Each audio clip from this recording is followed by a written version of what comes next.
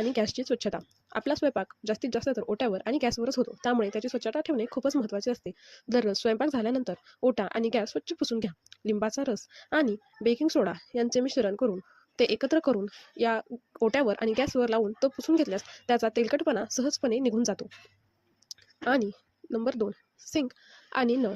भांडी घासण्यासाठी सिंकचा आपण वापर करतो, त्यामुळे ते खूपच खराब होते.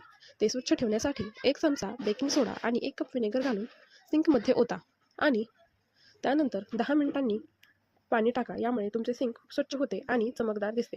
यानंतर नळ स्वच्छ करण्यासाठी ते लिंबाच्या सालाने चोळा. यामुळे नळ खूपच चमकदार आणि स्वच्छ होतात.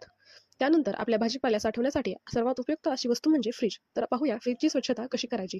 फ्रीजमध्ये आपण खूप भाज्या ठेवतो, खूप वस्तू ठेवतो, खूप पदार्थ ठेवतो. त्यामुळे आठवड्यातून एकदा फ्रीज नक्की रिकामा करायला हवा. तो आतून पुसून घ्या. खराब होणाऱ्या पदार्थांची तारीख तपासा, म्हणजेच त्यांची एक्सपायरी डेट तपासा आणि ते त्या एक्सपायरी डेटच्या आधीच वापरा.